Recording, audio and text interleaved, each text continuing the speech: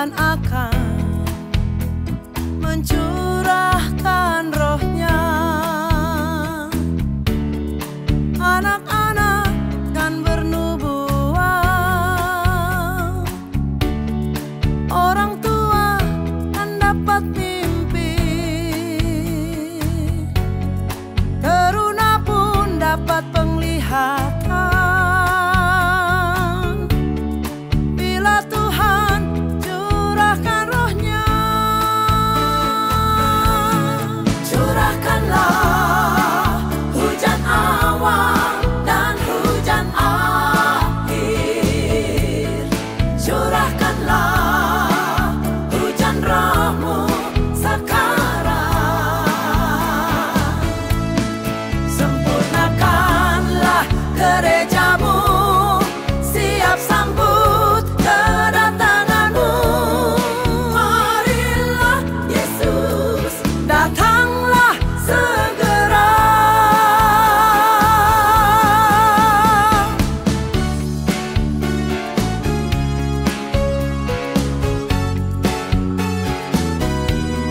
Marilah Yesus, datanglah segera. Bila hujan telah mendirus bumi, ladang-ladang pun siap dituai. Tuhan telah curahkan roh-Nya, ladang-ladang pun telah menguning.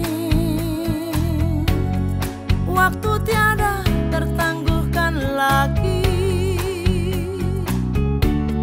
sekaranglah masa penuaian. Ayunkanlah langkahmu sekarang ke ladang Tuhan.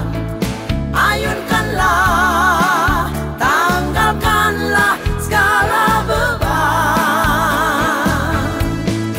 Kau dipanggil untuk melayani, kaulah generasi penuai. Tuailah jiwa-jiwa bagi Kristus. Lengkapilah kami Tuhan dengan kuasa-Mu. Lengkapilah kami dengan kasih-Mu. Kami rindu melayani, kami rindu jadi saksi. Terimalah kami di mezbah-Mu Tuhan. Kami rindu melayani, kami rindu jadi saksi. Terimalah kami di mezbah-Mu Tuhan.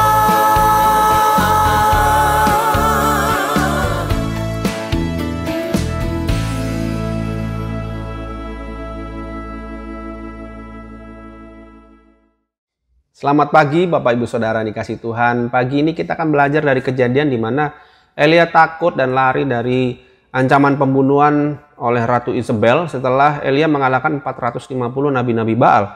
Kita bisa membaca kisahnya di 1 Raja-Raja 18 ayat 19. Dan saya harap Bapak Ibu Saudara membaca dua pasal ini supaya lebih memahami apa yang sedang kita bicarakan pada pagi hari ini. Nah, pertama-tama kita mau tahu siapa sih Isabel ini, saudara-saudara. Isabel ini istrinya Raja Ahab, kerajaan Israel ya. Dia orang yang sangat dominan dan Ahab itu takut sama Isabel. Jadi Ahab ini tipe suami yang takut istri, saudara. Isabel ini anaknya Etbal, Raja Sidon. Dan Etbal ini adalah imam Baal. Nah, sebagai anaknya imam Baal, Isabel membuat bangsa Israel menyembah Baal. Baal menjadi agama resmi kerajaan Israel pada waktu itu. Jadi penyembahan Baal sudah sangat tersistem di kerajaan Israel sehingga orang Israel susah bertobat, saudara-saudara. Dan Isabel tidak segan-segan melenyapkan nabi-nabi Tuhan. Itu dicatat di 1 Raja-Raja 18 ayat 4. Jadi Isabel ini orang yang sangat jahat, saudara. Nah, Baal adalah dewa sesembahan orang Kanaan yang dianggap sebagai dewa hujan, embun, dan ladang subur di atas awan. Nah, makanya Allah menghentikan hujan selama 3,5 tahun di masa pemerintahan Ahab untuk menunjukkan bahwa dialah Allah yang berkuasa atas alam, bukan Baal, saudara.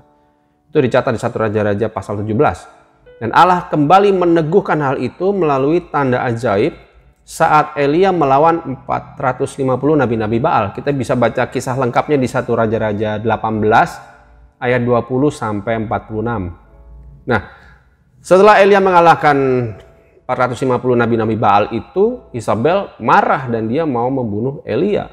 Elia takut, kemudian melarikan diri. Apakah ini artinya Elia takut pada satu wanita, saudara-saudara? Takut pada wanita begitu? Enggak, saudara. Elia bukannya takut pada satu wanita, yaitu Isabel. Masalahnya Isabel ini adalah ibu negara. Jadi kali ini musuh Elia adalah satu kerajaan Israel, saudara. Elia kecewa, dia depresi ya.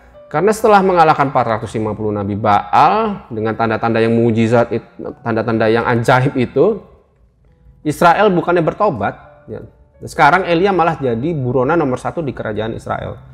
Masalahnya bukannya selesai, tapi malah jadi tambah besar. Nah, Elia juga kecewa karena Ahab nggak ngebelain dia, saudara. Elia kecewa karena Ahab malah tunduk sama Isabel, tidak melakukan apa-apa, saudara. Dan Elia pikir berarti cuma saya sendirian dong yang percaya sama Tuhan di kerajaan Israel ini. Makanya dia lari menuju Beersheba. Beersheba itu di kerajaan Yehuda di Israel Selatan, saudara-saudara. Nah, di Beersheba itu Elia berkata pada Tuhan, cukuplah itu Tuhan, ya sekarang Tuhan ambil saja nyawaku. Dia udah putus asa sekali. Tapi Allah tidak mengambil nyawanya. Kita tahu bahwa di situ Allah memberi dia makan roti dan minum air melalui malaikatnya. Dan roti dan air itu yang membuat dia bisa berjalan 40 hari 40 malam ke Gunung Horeb, di mana di sana Tuhan menyatakan dirinya kepada Elia. Nah, kenapa Tuhan mengizinkan hal ini terjadi pada Elia? Apa yang hendak ia ajarkan pada Elia? Apa yang hendak dia mau tunjukkan pada Elia dan pada kita pada pagi hari ini? Jadi kita mau belajar bahwa tanda mujizat itu tidak membuat orang bertobat, saudara. Tidak. Elia pikir dengan tanda mujizat yang dahsyat itu, yang mengalahkan 450 nabi-nabi Baal itu, orang Israel akan bertobat. Nyatanya enggak bertobat, malah mau membunuh Elia dalam pimpinan Isabel. Nah, waktu Allah menyatakan dirinya di Gunung Horeb, Elia sendiri enggak keluar dari goa tempat dia sembunyi. Waktu ada kejadian dahsyat, yaitu ada angin besar dan kuat yang bisa memecah gunung, bisa memecah bukit. Ada gempa, ada api, dia enggak keluar. Tapi Elia baru keluar ketika dia mendengar small voice. Di New King James Version dikatakan small voice. Kalau di New English Translation dikatakan soft whisper. Di bahasa Indonesia masa kini disebut suara yang kecil lembut. Jadi dia mendengar kemudian dia keluar gitu. Dia menutup mukanya dengan jubahnya karena orang Israel percaya kalau ketemu Tuhan pasti mati gitu kan. Tapi Elia keluar karena dia mendengar, bukan karena dia melihat hal ajaib itu. Mendengar apa? Tentu saja mendengar Tuhan, saudara-saudara. Jadi firman Allah itu lebih penting daripada tanda-tanda ajaib. Karena firman Allah yang bisa membuat orang bertobat, yang bisa membangkitkan iman, bukan tanda-tanda ajaib. Tanda ajaib dan mujizat itu sifatnya untuk meneguhkan firman Allah, meneguhkan kuasa Allah, saudara-saudara. Nah, Elia mendapat kekuatan untuk berjalan 40 hari 40 malam itu kan setelah makan roti dan minum air yang Tuhan beri melalui malaikatnya. Nah, roti ini adalah gambaran dari Yesus. Di Yohanes 6, Yesus sendiri mengatakan dia adalah roti hidup yang menguatkan. Di Yohanes 1 ayat 1 dikatakan Yesus itu adalah firman. Firman itu adalah Allah, itu Yesus sendiri. Dan di Yohanes 4 ayat 10 sampai 14, di sana waktu Yesus berhadapan dengan wanita Samaria, dia mengatakan bahwa Yesus memberikan air hidup. Jadi roti dan air tadi itu yang dikonsumsi oleh Elia, itu adalah gambaran dari Yesus dan air hidup yang diberikan oleh Yesus. Sehingga dia bangkit, saudara-saudara. Dia semangat lagi. Iman timbul karena mendengar firman Allah. Rasul Paulus mengatakannya di Roma 10 ayat 17. Saudara. Dan Elia kembali melayani Tuhan dengan semangat setelah dia mendengar firman Allah. Saudara. Jadi saudara, saat kita menghadapi masalah, kita depresi, itu kan masalah semakin berat, jangan buru-buru berdoa minta mujizat. Ya, kita harus berdoa, tapi jangan buru-buru minta mujizat, minta tanda-tanda ajaib dari Tuhan. Tapi kembalilah kepada hal yang lebih penting, yang terutama, yaitu firman Allah, saudara-saudara.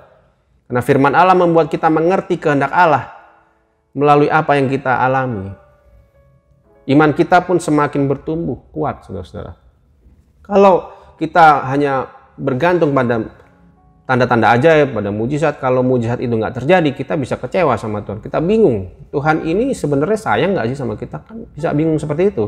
Contoh, biasanya anak-anak muda kalau cari jodoh gitu, dia berdoa minta tanda, apakah orang ini sungguh-sungguh pasangan saya, dia minta tanda-tanda ajaib gitu, saudara. Macam aneh.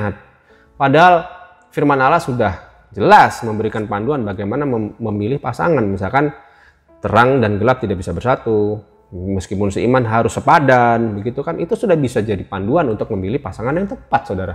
Bukan minta tanda-tanda ajaib. Kalau nggak ada tanda, kemudian berpikirlah, ini beneran jodoh saya apa, nggak bingung sendiri, karena hanya memperhatikan tanda-tanda ajaib, bukan firman, saudara-saudara.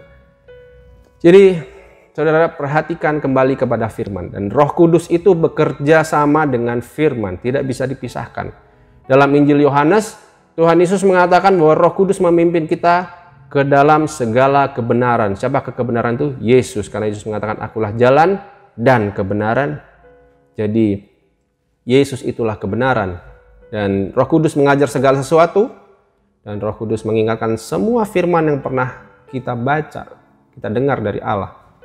Dan kita berjalan dalam pimpinan Roh Kudus sehingga tidak salah langkah dalam menyelesaikan masalah yang sedang kita hadapi. Dan di Yeremia 7:23 Allah mengatakan, hanya yang berikut inilah yang telah kuperintahkan kepada mereka, kepada bangsa Israel. Dengarkanlah suaraku dan ikutilah seluruh jalan yang kuperintahkan kepadamu supaya kamu berbahagia. Jadi saudara, jangan bergantung pada tanda-tanda ajaib, saudara, tapi bergantunglah kepada firman Allah. Yesus sang firman itu yang akan memberikan kita kekuatan dan pemulihan, membuat iman kita bertumbuh kuat, membuat roh kita menyala-nyala sehingga kita semangat lagi, saudara-saudara, menghadapi apapun yang Tuhan izinkan kita hadapi dalam kehidupan sehari-hari. Ya, kiranya renungan ini boleh memberkati kita semua. Kita tetap teguh memperhatikan firman Allah dan berjalan dalam pimpinan Roh Kudus. Mari kita berdoa, saudara. Tuhan Yesus, terima kasih untuk firman-Mu yang mengingatkan kami kembali bahwa kami harus sungguh-sungguh bergantung akan Engkau, akan firman-Mu, memperhatikan firman-Mu, hidup sesuai dengan firman-Mu, melakukan firman-Mu. Terima kasih Tuhan, terima kasih, kami tahu apa yang harus kami prioritaskan dalam kehidupan ini. Terima kasih Tuhan, kami terima firman-Mu dengan mengucap syukur dalam nama Tuhan Yesus Kristus. Haleluya, amin. Tuhan Yesus memberkati.